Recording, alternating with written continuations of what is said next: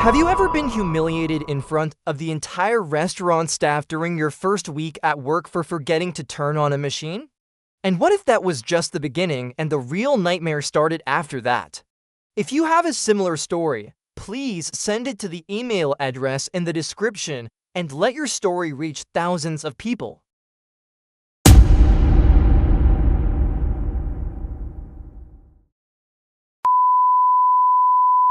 On my first day at work, I was 19 years old and had never felt so excited in my life. I lived in Spring, a quiet town in the northern part of Houston, Texas. Here, everyone knew everyone, and the unemployment rate was quite low. As summer vacation approached, I wanted to save some money before starting college. When I applied to McDonald's, they called me the next day and said I could start working. At that moment, it felt like a miracle. On my first day at work, it was 6 in the morning, and the sun hadn't fully risen yet. The restaurant was located right next to Interstate 45, at the corner of a huge shopping mall. Giant letters painted in red and yellow could be seen from miles away. When I walked in, the smell of fried oil and fresh coffee filled my nostrils. This smell would torture me in the coming months, but that morning it felt like a herald of a new beginning. Manager Greg greeted me. He was a medium-height man in his mid-40s, with a belly hanging over his pants and dandruff scattered on his shoulders. His hair was thinning, and what remained was greasy and messy. There was a constantly tense expression on his face, as if he was waiting for something to go wrong. His eyes were small and dark brown, the kind that seemed to probe inside you when he looked. When he first looked at me, a small, mocking smile appeared at the corner of his lips. When we shook hands, I noticed his hand was damp and limp. My first day was completely spent on paperwork and watching videos. Hygiene rules, safety procedures, customer service standards. By the time we finished, it was afternoon. Greg gave me my uniform, a red polo shirt, black pants, and a hat. When I put on the uniform, I looked at myself in the mirror and truly felt like a fast food worker for the first time. Strangely, I was both proud and anxious.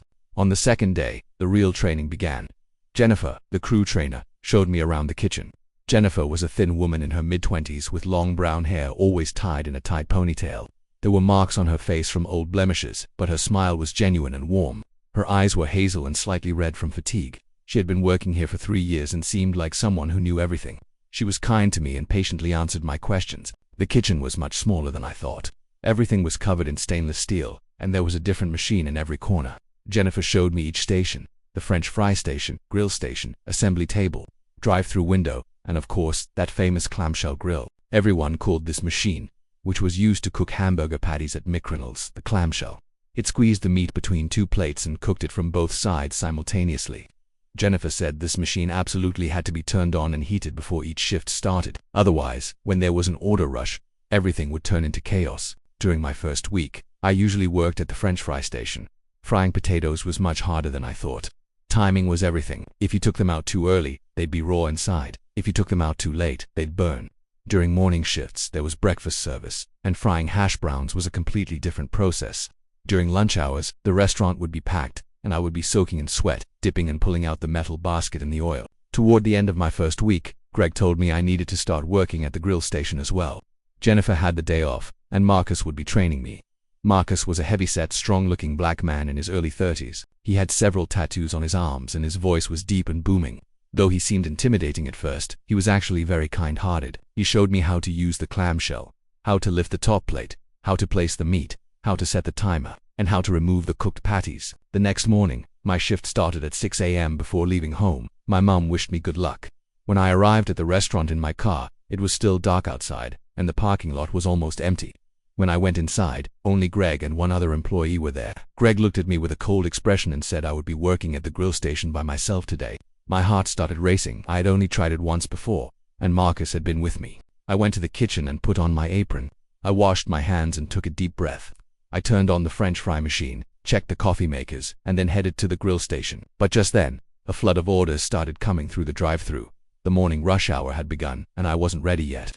In a panic, I threw the potato baskets into the oil and started cooking eggs for Egg Mc. Greg came into the kitchen and shouted at me in a harsh voice, "Where's the grill? Where are the patties?" I froze at that moment. I had forgotten to turn on the clamshell. The machine was cold, and cooking the patties would take more than 15 minutes. Greg's face turned bright red. His eyes widened with anger, and his veins bulged. He walked toward me, got so close that I could feel his breath on my face. It smelled like coffee and cigarettes. Greg started yelling in a voice that everyone in the restaurant could hear. "What kind of idiot are you? You forgot the first rule. The first rule. This restaurant doesn't run without the clamshell being turned on." He was gesturing with his hands in the air, his spit spraying everywhere. Jessica, the employee at the drive-thru window, turned around and gave me a pitying look. Even the customers at the counter could hear the voices.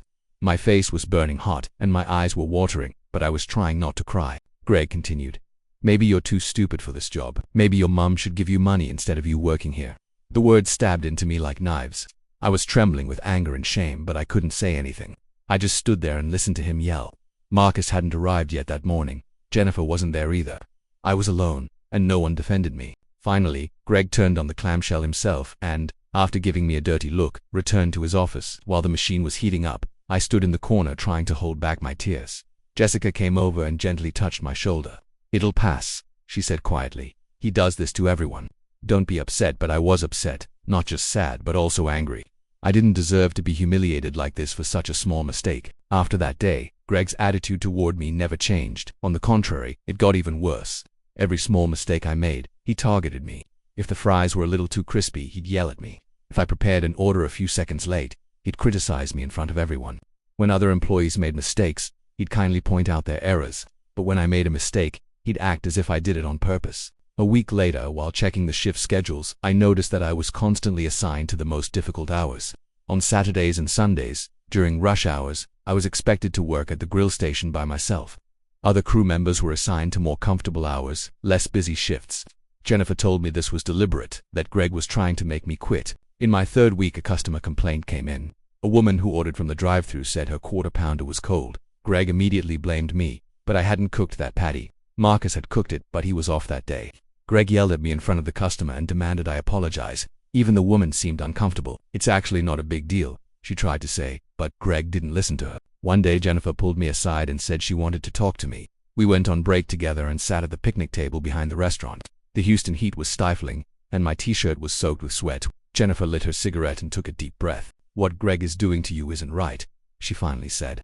"But let me tell you something. I've been working here for 3 years, and I've seen that this man won't change. He doesn't treat everyone like this, only those he sees as weak." I asked her what she meant.